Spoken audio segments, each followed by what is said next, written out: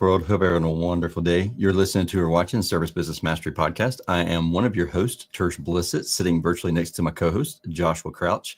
And we have the wonderful Nathan Keller on the show today with Free2Grow. And we're going to talk a little bit about AI voice agents and the mindset around allowing AI to be the first line or the first representation of your company to a client, and people's pain points going into that, and how to overcome those things. And we're talking good, bad, and ugly about AI, and allowing it to affect the operation of your company and hopefully improve it. So we have some fun stories to share too. So stay tuned on that. Tersh and I both have some fun AI stories that we'll share as we get a little deeper into the conversation today. Yeah, we really do. Welcome to the show, Nate.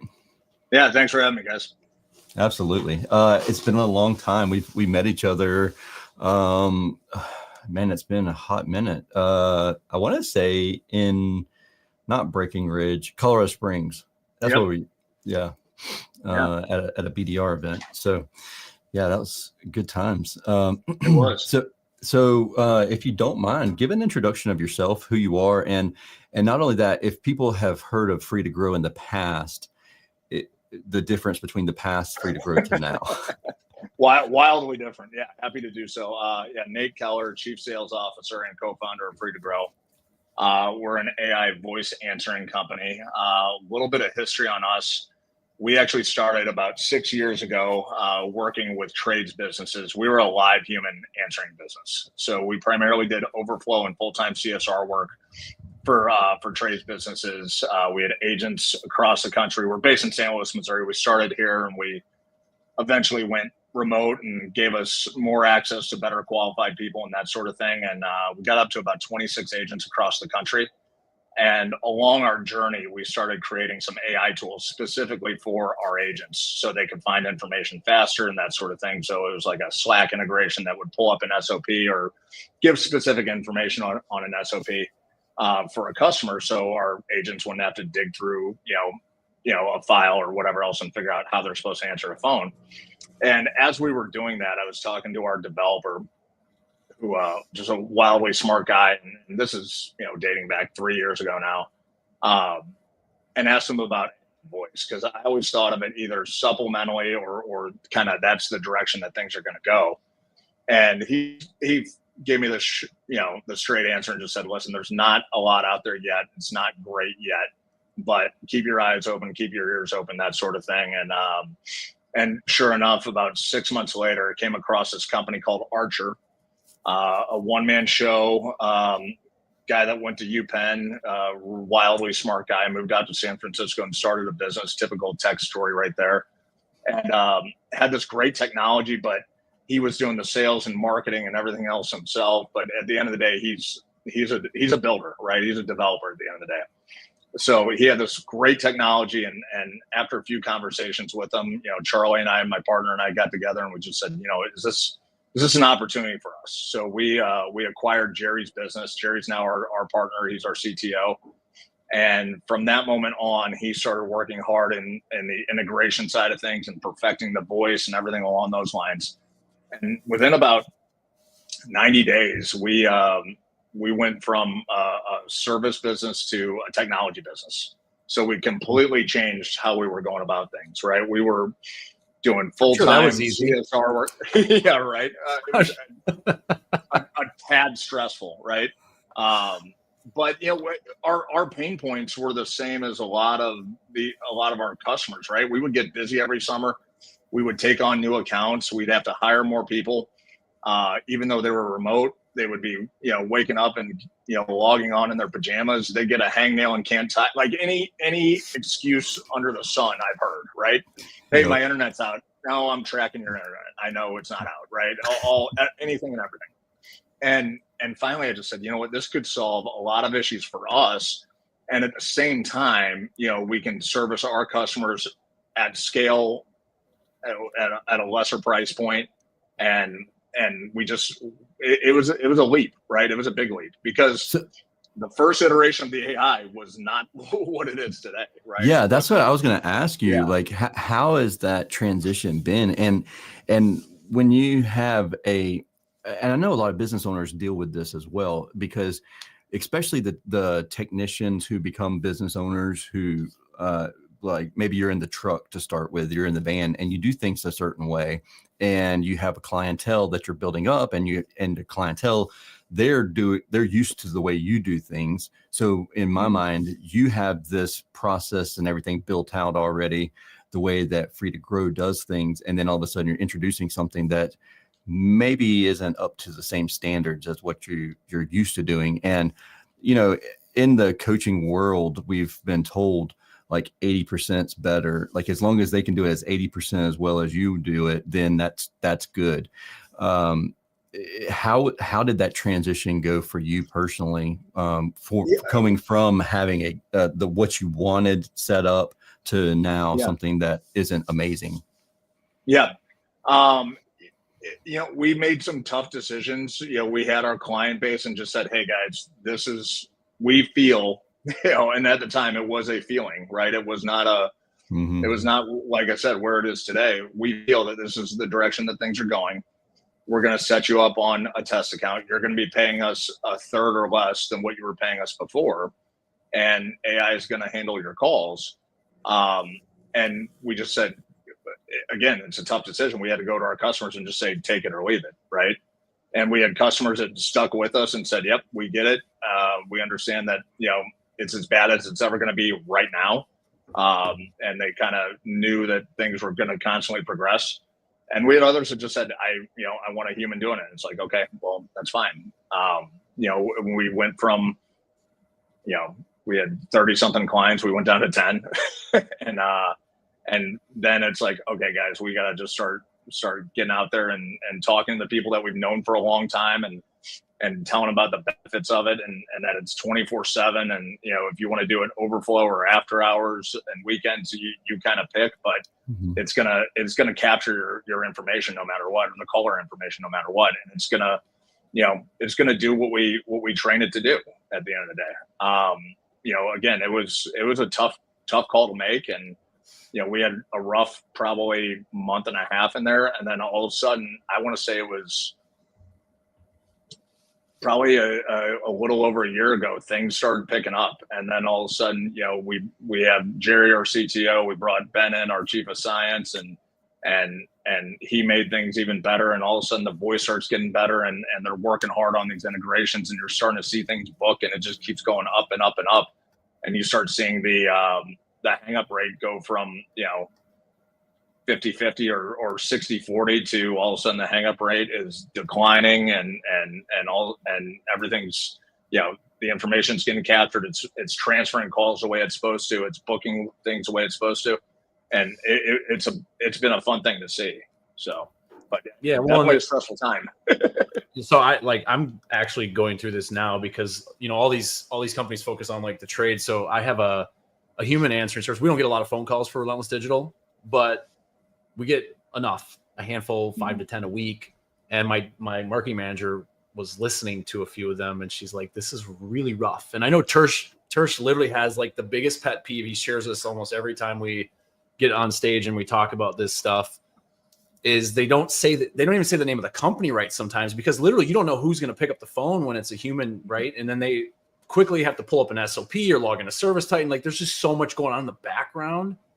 And then if they're not familiar with your account or their training, to go through a doc that's, 2-3 pages of technicians' names, their schedule, what their preferences are. Do they want them on the dispatch board or do they want them on the unassigned board? Like there's just so many unique things. Like who's the technician on call? What's the on-call rotation? It is so hard to keep that stuff updated. And then, so literally you can tell on those calls, typically, at least in my experience, when we had answering services in the trades and stuff, is that the person was clearly shuffling through something to try to figure out the answer to the question, which isn't really a great user experience. It's not any different than AI, just not maybe sounding as human or having some of the emotional tones and some of that stuff, because at least the AI can answer quickly because it can go through that information in a blink of an eye versus somebody having to read it and trying to find the line or the thing that they're supposed to say and the way they're supposed to greet the customer and all the different things that go through there, because not everyone's the same. And there's so much, it's such a hard business to scale. And when we need answering services the most is when they're at their worst as a business model. It's just like a very flawed, like inverse relationship. Like we need them in the summer when it's hot, or demand, like plumbers, if it's like Thanksgiving to Christmas, Brown Friday and all that stuff, they need them then, but that's when they're worse. Absolutely. Like it's just, it doesn't. Josh, like what you're saying is what we went through as a live human answering service, right? It's hot in the summertime. People want to take a day or whatever else, and we lived that experience for 4 summers. It was rough. John Gonzalez in the chat, he mentioned that do you feel like the older customers are not liking it, and what percentage? And that's a great question, because I did an on-site a couple weeks ago, and the team in the office were like, our clientele is all old, and like they don't like it. They're not going to receive it, or they're not going to, or their perception is that the older generations aren't going to like it. But I will say, like, my grandma, she's 80 and is on Facebook every day. And so like technology is not something that is adverse as long as it's intuitive. And I was on a different tech call with talking about automations for a client, and I had them call my phone number, the Free2Grow demo line, and they halfway through the conversation, there were 2 people in the meeting that were saying, "When's the AI going to pick up?" Because they're like, that sounds like human being. And I was like, that's my point. Like even 6 months ago, it sounded completely different than it does right now. But I know it improves a lot, but what's your take on the older generations, how they're going to perceive it, how they're already perceiving it, and what to do as a company if your majority of your clientele are older? Yeah, we get that question a lot. And I think a lot of business owners just assume that their older clientele are not going to like it. Maybe they've had bad experiences with it, or maybe they're calling, AT&T, or, not to bash AT&T, but like, the typical, hey, thanks, where it's just slowly call walking tree. them through something, call tree, like an IVR, a dial one, and all that. And it's not that, right?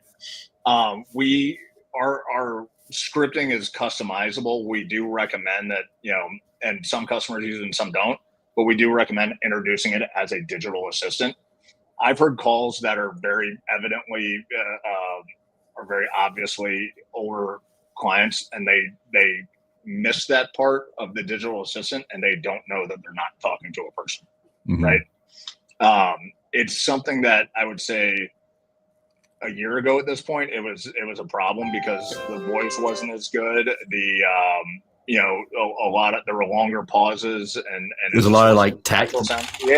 In the background. It wasn't as natural sounding, but that's something that is becoming more and more a thing of the past, right? Where a lot of people don't even pick up on it, or, in most cases, especially if someone's using it from an overflow or after hours perspective, if it's done the right way, where it's saying, hey, I can answer your questions or get you on the schedule within 30 seconds, people don't care. They just want to get taken care of, right?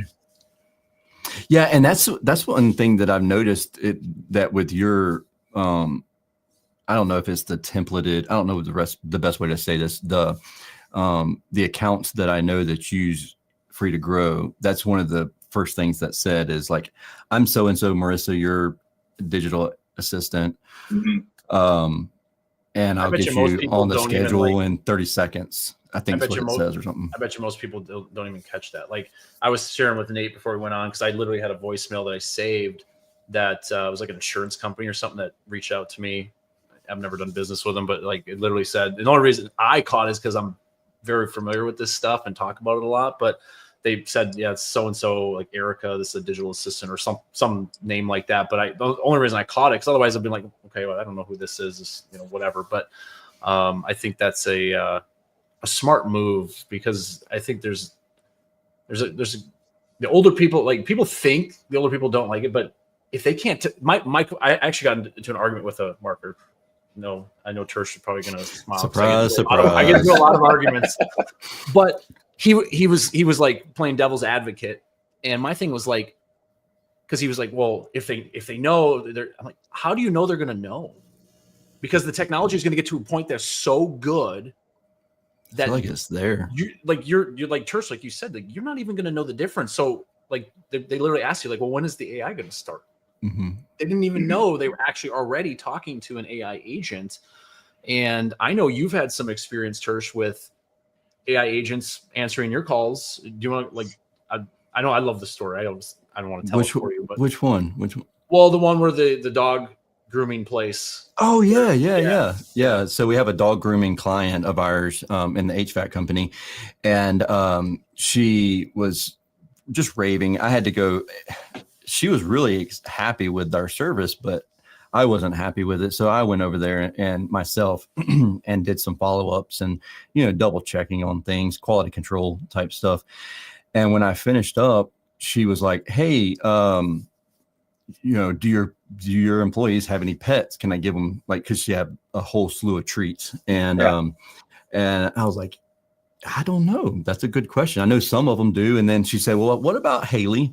And I was like, I don't know about Haley, because she lives in the Philippines. And she was like, really? She's not in America? I was like, yeah, she's great. Right. And then she said, well, what about so-and-so?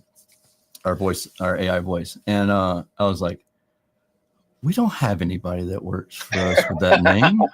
I was like, are you sure? And she said it again. And I was like, oh, you're talking about our AI voice agent.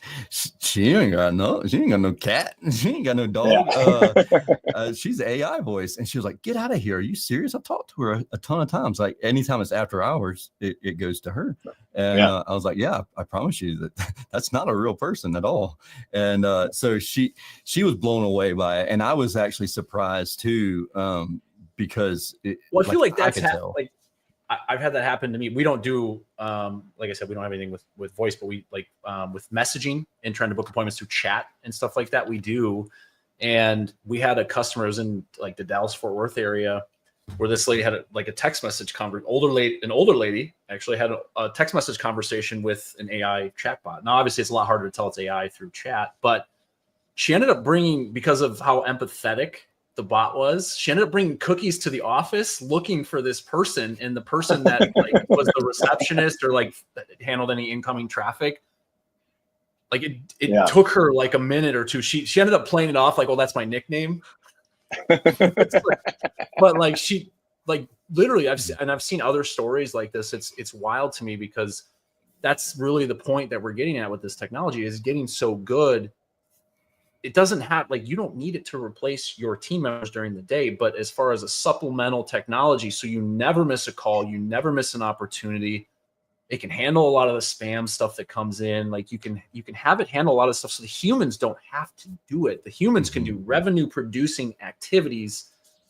They can follow up with open estimates. They can be an inside sales team, like things that are actually going to grow your business versus just answering the phone. Like there's things that they can be doing outside of that. You make a good point, but to play devil's advocate, it is a very important position that normally we typically will hire like the cheapest person or like the lowest, like entry level person. And they are realistically, they're a representation of your company, and they're the first impression that people get. So you have to make sure that they are doing a good job and they're representing your company properly. So I can see that the hesitation people would have in allowing someone or something that they can't like physically see sitting next to them, overhear the conversation real time, have a conversation with a client, because that's the representation of the company initially. And I'm sure that you run into that sort of stuff too. I will say that I want to preface this with John. He is my friend at this time. Like, he is my good friend now, because comments like this are just amazing. Josh is much taller in person. He's not really. Maybe I He's need to like sit little. up taller in my things and make it look like I'm taller. I don't know. Maybe I'm slouching. I don't know what John's talking about. Yeah. Anyways, John does ask a good question though, because there's a lot of I wouldn't say confusion in the market space, but just to provide clarity in what's going on. John asked, like, what's the difference between a platform like Free2Grow and then like other ones that are in the field? Because there's some that do a little bit of this, a little bit of that. And so there's a lot of question a lot of times there. Yeah. I would say the big one between all of us that are competing out in this space right now, which it is becoming a noisy space, right? There's definitely the few that you hear about time in and time out. And I feel like we're in that category, which is good. And then you see little ones pop up and then a month later, you never hear from them again, which is good too. But the voice is becoming, I wouldn't say the same. We all have different voices, but like we're all using vendors for voices and that sort of thing. What it comes into is the integration piece for the business, right? So depending on what field service management tool you're using, how it's going to integrate and how that information is going to get in and actually get relayed over to the technician or the office or wherever it's going the proper way, right? We've definitely, early on stubbed our toes from an onboarding perspective, and we've gone out and we've invested a lot of money into onboarding to make sure that we're doing things the right way. And we're not going to sit there and tell someone we'll have them up in a day if it's going to be 10 days, right? We want to make sure that we're getting all of this documentation and going through the knowledge base and making sure that, from a kind of a general branding perspective, that we're answering questions in the same way that a CSR would, right? We're trying to be the one-to-one comparison to the CSR, right? Because Josh, you said it earlier, the people that you have in the office, the good quality people that you have in the office should be spending time with more revenue generating tasks. And this is something that you can offload to technology that's going to represent your company well. And that's where we do a lot of that work on the front end as we're getting someone up and running and going through a big, thorough testing phase and making sure that we're not putting a go live date out there that shouldn't be out there and saying, okay, we got to get a certain amount of calls tested on our side and on their side, right? We want our clients to be testing this out before go live, right? And taking another step back to that knowledge base of saying, okay, if this kind of call comes in, how's the AI going to react to it? Right? This is what the AI should be doing. If someone calls in and says, I need an appointment, says, well, the soonest I have is 3 p.m. I need someone out here sooner. And if that's not available, make sure that you're saying, you know what, let's get you scheduled for the 3 p.m. And I'm going to send a message onto the office to call you back right now or immediately to see if we can get you in sooner. But let's go ahead and get you on the books. Yeah. Right. And taking that time and that care. And I think a lot of that is stuff that we learned early on, even before we were in the AI side of things, of, just that general, hey, this is how we need to be servicing our clients. And now just pushing that into the AI side of things. Yeah, I love the fact that, real fast, Josh, I love the fact that the dashboard shows your map and how it's laid out. The conversation is laid out like if this, then that. Like if it says this, then go this route and then the other route. And I like that, and the ability to adjust it too. Because let's say like I'm listening to a phone call or somebody says, hey, blah blah blah said this, and I want to make sure that that's right. Then I can go in there and I can adjust it if I want to myself. Right. Right. And the big thing for us is obviously the scripting is a huge part of it. And our team has really figured out the scripting of making sure that it's working the right way, saying the right things. But it really is, it's that knowledge base too, right? Where you can start giving it, I don't want to say personality, but giving it coaching tips on, okay, if this happens, make sure we're responding in this manner. I did a demo with quite a few dealers based in the Southeast. And the guy asked me, he said, can we have it say, Mr. Church, right? Just because instead of just using the first name. I said, oh no, let's give it a shot. So I put it in there, and all of a sudden he called back and then started responding with Mr. or Miss, and then if you get a gender neutral name, it just goes with the first name. And like stuff like that, where you're getting these little little details done the right way. Yeah. That's awesome. I wanted to add, because we've had it on the ticker here, and obviously right now we're live, so people can see that. But for those that listen to this, once we release it, there is a phone number that Free2Grow has provided us as a demo line for you to test out. So if you're listening to this, first of all, hopefully you're not driving. Don't write this down if you're driving. Pull over. But it's 719-414-9355. And you can try that anytime. So if, like, at the end of the day, you want to try that number, or on the weekend, whenever you got downtime, try that number, because just test it out. Like, I think that's the biggest thing with the technology, because especially if you're skeptical about what it could do or what it sounds like, or maybe you're with a provider, maybe it's not going so well, test out. I mean, it's literally a demo line that, doesn't have all the bells and whistles of maybe your company information, but it's going to give you a taste of what that's going to feel like. So you can ask it, be your customer. Mm-hmm. That's what I would ask. Just say the weird questions that your customer has. Just ask it and see what happens, so you can get familiar with it, because this technology is not going anywhere. It is. If you guys go to any of these shows and expos and stuff that we go to, like, literally the halls are getting, it used to be all marketing companies. Now it's all tech companies. It's like, there's still a lot of marketing companies. Don't get me wrong, especially at Service World Expo, but there's a lot of tech companies, and they're all over the place. And this stuff, like, there's a lot of people investing, especially the big companies in our space are investing a lot of their budget into new technology like this.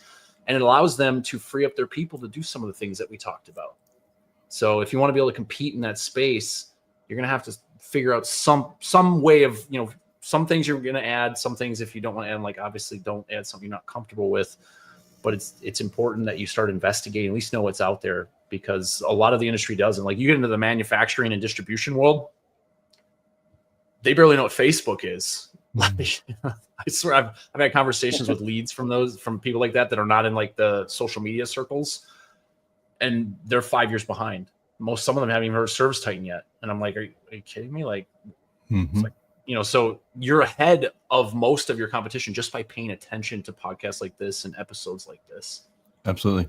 A fun fact, if you want to know if you're talking to an AI agent, as they become more and more realistic, and you can't really tell if you're having a conversation with an AI agent or not, start screaming at it and see how it reacts. And if it stays calm, you're good. Stays calm, it's like, yeah, definitely AI agent, because or a very well trained CSR, because there's times where I'm like, you're way too nice right now. Like, you're not meeting me on my level. The only thing I ask is, if you call the demo line and you start screaming, we have full permission to put that on our social media accounts.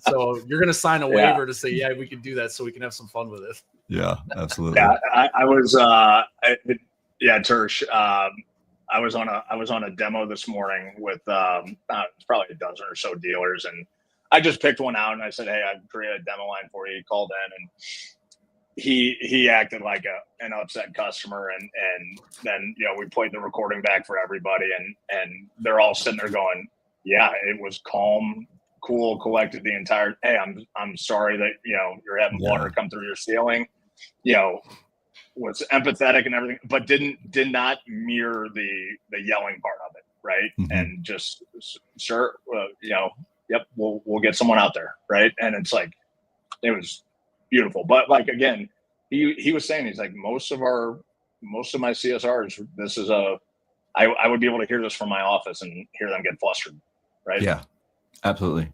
And it's natural. It's human nature. Like, if it were me, I'd be getting flustered. Same here. Like, I've had conversations with like business owners in like I actually went out and did an on-site, man, this is several months ago.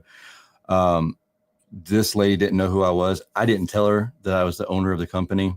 And man, she lit into me like I was a technician. And first off, it pissed me off that she would talk to a technician that way, because the moment she found out who I was, she was like, well, let's revisit this conversation. Let's restart this conversation. I was like, of course, we're going to restart the conversation now that you know who I am. Like, that pissed me off that my guys would have to listen to this nonsense, though. I was like, we're not a good fit. And like Yeah. it was everything I could do not to cuss her out, because I was in her coffee shop when she wasn't there and she was supposed to be there. And I was being patient as all get out. And she went off on me, and oof, I was not happy. And so like, yeah, I like the fact that AI just maintains that's empathy and doesn't lose their cool in situations like that. Yeah. I've another question. John, you're doing a great job today. Thanks, buddy. I appreciate you asking all these wonderful questions. I feel like we paid you to do this. Right. We didn't. What do you have any numbers as far as like average booking rate of the AI when the AI answers? Yeah. So post onboarding, once we get everything up and running, we're seeing booking rates as we've seen them as high as 90%, but we look at that 75% as kind of the baseline. That's what we look for of viable book calls. Okay. And how are you considering if it's booked or not booked? Is that based on their Service Titan account or okay, so it's So we're integrating with the specific FSMs, but like from a Service Titan side of things, it's going to show as an agent within Service Titan. But then we're looking at it as well through the dashboard that our customers have access to, and we're able to see everything that came in. Was it a pricing question? Was it someone that had a question about a bill? That's anything that gets sectioned as non-viable, right? And then we look at viable calls and then pull our booking rate off the viables, and it's showing as booked. So speaking of that, and you may not know this, but like with Lace as a partner of ours on the show, and how they go in and they'll qualify a bookable, non-bookable call. They listen to calls the same way. Have you seen any data as far as what a program like Lace would say about the AI voice agent? I have not. Okay, I was just curious. I wonder. That's going to be our future, though. It's an interesting question, because there's going to be our future where, like, what were we? Church, I remember I was talking to you, were talking to someone else, but literally, Google Business Profile has a new feature where Google. I saw y'all talking about. I don't think it's rolled out to the trades, so don't panic, everybody. But Google has a feature where if you want to get pricing information, you can literally click it, and their AI will call your business to get pricing information, which of course then the AI is going to pick up and answer the question on the other side. For some companies, it's going to be a very the AI. I was talking to somebody else about this. Who's going to hang up? I know. I can't wait to hear that first call, because it's going to happen, right? It's either going to happen where someone's calling us or someone's calling one of our customers, and then you're going to have AI talking to AI, and it's going to be. Josh, tell the story about where our phones started talking to each other. Oh, we were at Business Uncensored last October in Chattanooga. It was a little smaller, more intimate event, and we pulled out ChatGPT on both of our phones and turned on the voice mode. And I don't know, one of us started asking a question with the other one open. Yeah. And as soon as they started answering the question, the other one was listening. Talk back to mine. Talk back. We just sat them down next to each other, and they just had a full-blown conversation. I mean, if you want to see two 40-year-old men just giggle like schoolgirls, we were giggling because we thought it was like the funniest thing ever. But we had a good time with that. But it's going to be our future. AI is going to be helping us with things like this. AI is going to be analyzing the data. AI is going to be giving us feedback and insights on our business. It's just, it is the future, and it is the now. Like I know some people don't want to hear it because some people might be a little more old school or just the way they were raised. It's like, no, it's humans. Like there are definitely there's definitely a place for human work, and there's definitely a place for AI work. It's really up to your preference on what you'd like to do, but just know, like, I have insights to hundreds of thousands of calls a year, and our average missed call rate is 15 to 17%. So think of 100,000. If you just do the easy math, 100,000 phone calls times 15%, just missed calls. This isn't even the ones that were handled very poorly, because a lot of small shops, a lot of small companies answer out in the field. And I'm not picking anyone's wife here, but it's usually the small companies with like a sister answering the phone or a wife or something like that. Yeah. Hello. Like they're just rude. They're not friendly. You can tell they're not smiling. And it's just a very awkward conversation when you listen to it. And that isn't like an even bigger thing. Like every time the AI does something, it's going to be based on tones and based how you said it, warm, empathetic, friendly, professional. Like there's all these different tones, and it's going to stick to what you That's want. a good point. So Josh, really fast, we had our septic tank pumped 2 years ago, I think it was, maybe a little longer now, time flies. But when I called to set up the appointment, first off, I could only find one septic tank company that would come to our area in the rural area. And he was in the truck, you could tell, like headed to another call. And he was like, "Hello." I was like, "I think I got their own number. I'm looking for a septic tank company." He was like, "Oh, this is a septic tank company." And I was like, "Do you come out here?" And like, I gave him my address and everything. It's like, "Yeah, it'd be $200 or $400 or whatever it was." And I was like, "Okay." It's weird when you're the customer and you have to lead the conversation. Yeah. Because you're calling to get help. Yeah. And the person clearly doesn't know how to like walk you through the normal conversation there. And it's awkward. Like you don't feel confident using that business. You're like, is this really the service? I need to call him up again and say, "Hey, y'all need to sign up for Free2Grow." Yeah. The one I always kind of chuckle at too, and I know it's very common where someone, they have an office cell phone, and they someone takes that home over the weekend or whatever else. I'm like, so if those calls are coming in over the weekend and someone's at their kid's baseball game or they're out at the grocery store or something like that, it's not gonna be a good call, right? Yeah. It's just not. Nate, so you literally just reminded me of a story. I was back in Wisconsin. I helped coach. I was an assistant coach for our select travel baseball team. We literally, I was also working at an HVAC company at the time, so I always had the phone because at the time I didn't have an answering service with this company, even not even a human answering service, and so I was always answering the phone. And we literally were in the championship game for our league, celebrating in the outfield, and I'm literally like, you could see everyone's over here, like we bought like little fake champagne things and whatever just in case we won. I'm on the other side of the outfield answering the damn phone after we won the championship because I knew that's what I had to do for the business. Like it was terrible. And I'm well, like, those customers were like, "Oh, he was excited that I called him." Yeah. Like you literally, as soon as you said that, I was like, "Oh my God." Like I just like you jogged my memory. This is probably 7 or 8 years ago now. Well, we used to have challenging things that we overcome. When we first went remote, like we were always remote, but when we were like first like having growing pains and being a remote company, it was like we had 2 CSRs who would take it because it came to their cell phone. They memorized almost the script of like what questions they needed to input into the CRM. And so they literally were at barbershops. They were at the shopping center, and you could pick it up if you listen closely. Like you could pick up the background noise that what they were doing. They were saying all the right questions and everything. And then they weren't even writing it down. They were like, "Well, the call is recorded. I'll just go back and listen to it to get all the information again to book the call." And I'm like, "Oh my gosh." Like, anyway, we could have stories like this for days.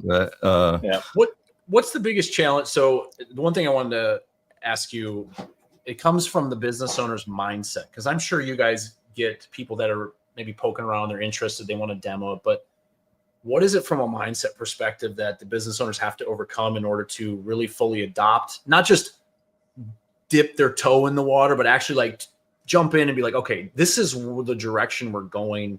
This is what we're going to be doing. And of course, that's going to come over to other technologies in the business, but what is the struggle that you're seeing from people that really want to move forward with AI as an answering mechanism? Yeah, good question. I think the big thing, we're a provider at the end of the day. We have the technology and we have the team to get someone up and running. At the end of the day, someone, our best partners are the ones that, understand that even though we're the provider, it's theirs, right? We're making this for them. We're building this out for them. If we have someone that comes, "Hey, I'm ready to sign up," and they no time or they don't have someone else helping with the onboarding, it's gonna be an abject failure, right? Because they just want like an out of the box, you might as well have an answering machine at that point, right? Because nothing's gonna work well. People need to go in and say, "Listen, it's here. It's not going anywhere."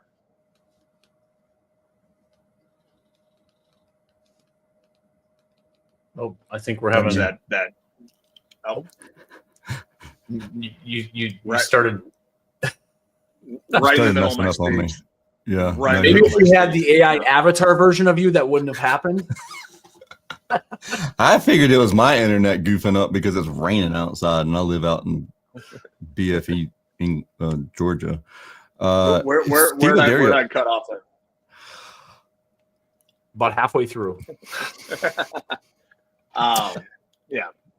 I think just, owners need to go into it, and managers, Yeah. whoever that might be that's making that decision, understand that, hey, this is getting built out for you, right? And you mentioned that your best partners are the ones who are going to they're going to take full ownership in it, and they're going to be available. And you mentioned that and this goes with any tech or product launch, and the fact that if they're always too busy, can't meet with you, can't respond to emails, can't do the onboarding process properly, it's going to be an epic failure. You said that, and it's true, because I mean, we see it all the time. And like, you're onboarding a new CRM and you think you're going to do it during the middle of the summer when you have free time.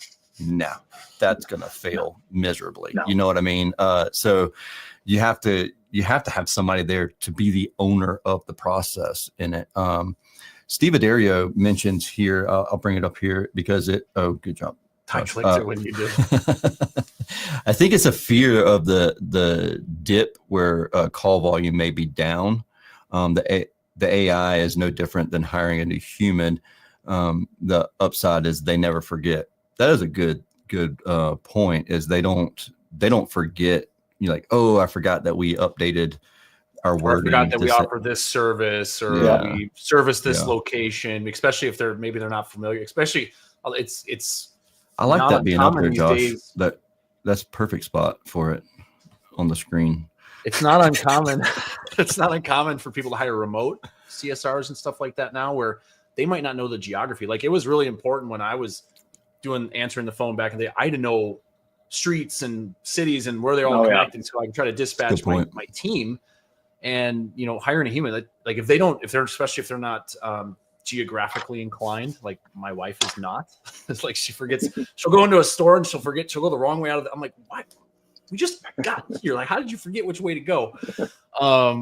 But it's important. Like, you train it once, and I think that's the thing as far as like time, even for the owner or the leader of the people leading the CSRs.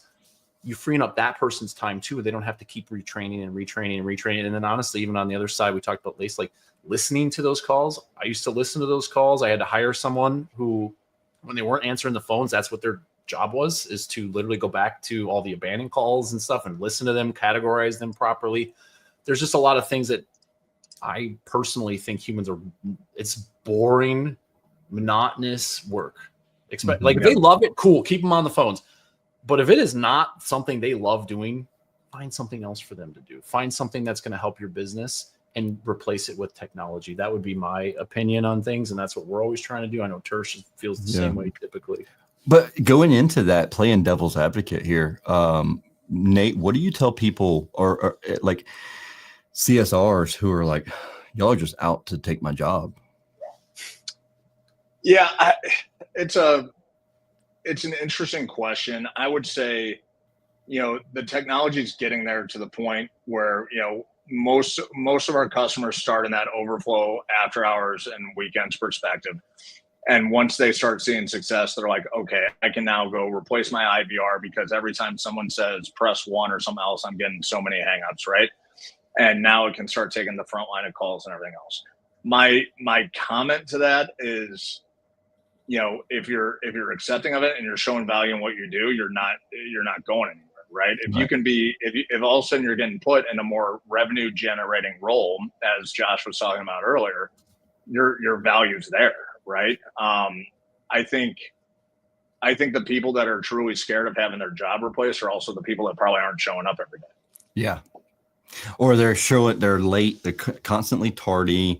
They always have some sort of emergency. Yeah. They have to leave work, and And they're going to be your B's and C players anyways. And like Steve Adario mentioned in the chat bar there, the chat stream, is that there's still going to be a need for the triage CSR. Yes.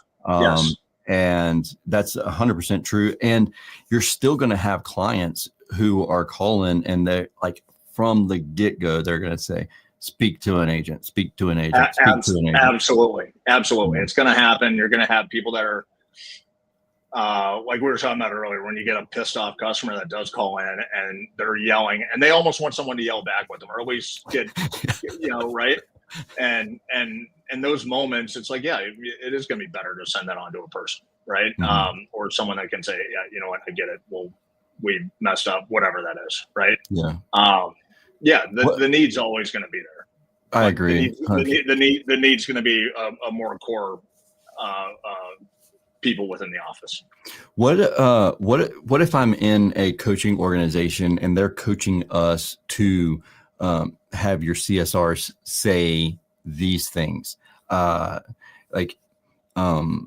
trying to think of the scripts that we had built out, or like our buddy Doug Wyatt, where he has his wordsmithing, where it's like, say this, not that. And like in the grand scheme of the LLMs of these AI voices, there's a, for lack of a better term, a metric shit ton of conversations that you have to input to, if this, then that type scenario.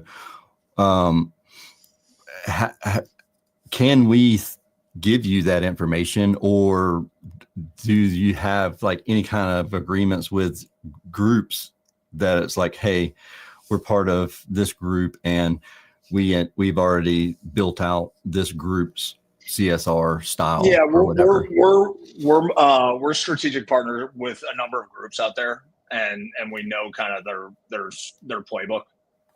So we understand, hey, this is a client that's part of this coaching group. Okay, here's kind of the general scripting for them, and then let's refine from there.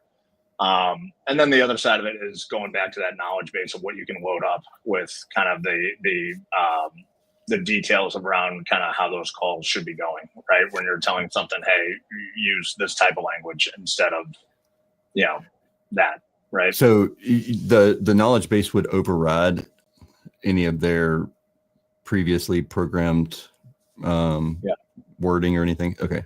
Yeah, for us, the knowledge base is probably more important than the scripting itself. So what do you mean by that?